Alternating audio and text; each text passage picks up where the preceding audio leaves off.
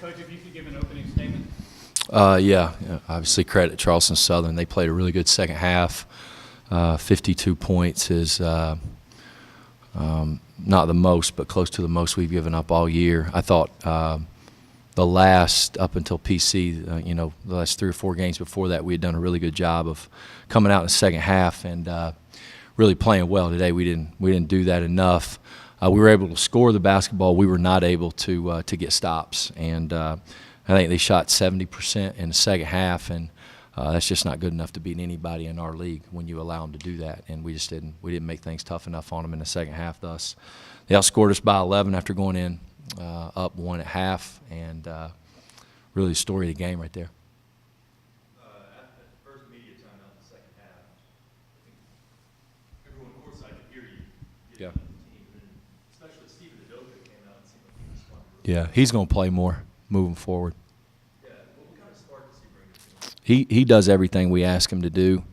Steve's only been playing basketball for a little over 5 years, but he does everything we asked him to do. He had some tough layups, that he missed, two or three today, but I tell him all the time, like, I don't worry about that as much with you. I mean, he had, I think, like 6 rebounds in 8 minutes last game, and then today he had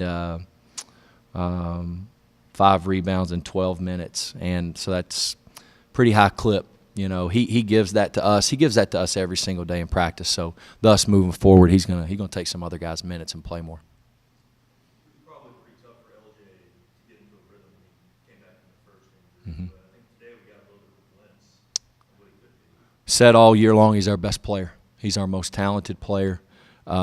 He is getting better. When he re-injured it at Winthrop was a setback for him because he was actually starting to move like he moved today. The thing with LJ is understanding that the floor's not slanted. That you got to get down to the other end, and he's done better with that in practice. Very proud of him, and he was in how he attacked today. It really helps us get other guys like Devon and Tajon rest when he's playing. But as you can see today, he is as talented of a guard as I don't want to say in the league, but he's a very, very talented guard. And up until October 18th, when he broke his foot, he had been by far our best player since I had been here, and it wasn't even close. So hopefully we can keep him healthy, and still got to get in a little bit better shape. Gets tired really quickly, but it's good to have him out there. Coaching against one of your good friends, and kind of saw some interaction between y'all during the game. And then there was an embrace in the handshake line where it seemed like you shared some words of encouragement. Would you share what he said to you? Barkley hired me when I didn't have a job, and he's a friend. But the thing I respect about him is, like, when we talk, he's always challenging me to be a better person. It has nothing to do with basketball, and he's one of the strongest Christians I know, and is just an unbelievable person. And I've been at VCU and Texas and here, and if I've got something going on, he's one of the first people I call. And so he means the world to me. Just love you, man, and stick with it. He had a couple tough years at Charleston Southern early on, and then won 2 Big South championships. Bob Ritchie and I were on his staff there together, and I'd rather not play coach, but you kind of don't have a choice when you're in the league together. But he's just love him to death. He's not a better person in basketball, and just wish I didn't have to play him 2 times a year. Since he went through kind of those tough years that you just mentioned, does that help you at all when you're trying to get through a season like you're going through? Well, I think anytime, no matter if you're doing well or if you're struggling, you lean on those that you trust most, and you lean on those that you've kind of been in the battle with. My first year at Charleston Southern was 2010-11. We went 16-16 and 9-9 in the league, and we probably overachieved a pretty good amount to get there. And then I think it was the next 2 years after that, Coach won 2 Big South regular season championships, or is the year after? I can't. It was very close.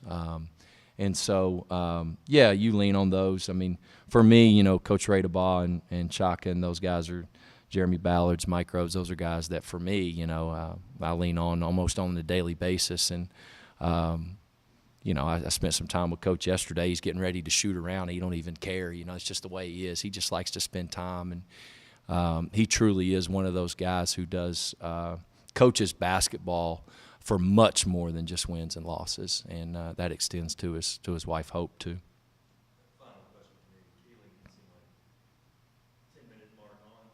He would just get that little bit of space that he needed. He won him the game. Yeah, he did. And we had some blow-ups defensively. You know, he hit a huge three, I think, to put them up 7 or 8 with, 2.5, 3 left, where we had cut it to 4, and I don't know, Brian, something happened. We lost the ball out of bounds in transition, and we were getting ready to cut that to a possession game. So I guess that extended it to 7, and he just broke our back with that 3 right there. And I wish Tajon could have got a little bit more pressure on the ball. But, you know, that's him. He's been a good player in this league for a long time. He's a first-team all-league preseason kind of guy. And he comes off the bench for him, but he's their most talented player. And today he played like it. He was the best player on the floor. He let everybody know it too. And, you know, I got no problem with that. Guy was in attack mode all day. He played really, really well. But, yeah, he won him the game. One of the things after Presbyterian is you, with a quick turnaround, you challenge your team to respond. I mean, obviously it wasn't in the result that you wanted, but for such a young team, trying to learn what it's like to play 2 games in 3 days, how proud are you of the way that they equated themselves to come out the way they did today?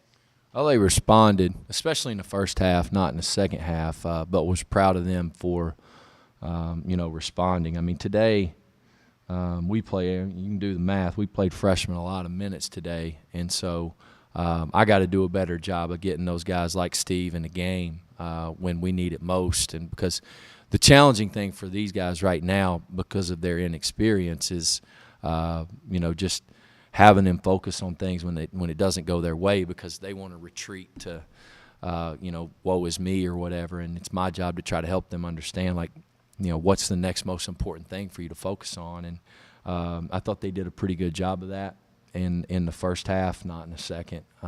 We kind of became content with trading baskets with them. And you got players like Keeling and Schuler and Fleming was really good in the first half. It's going to be a 50-50. Thanks for your time, Coach. Thank you.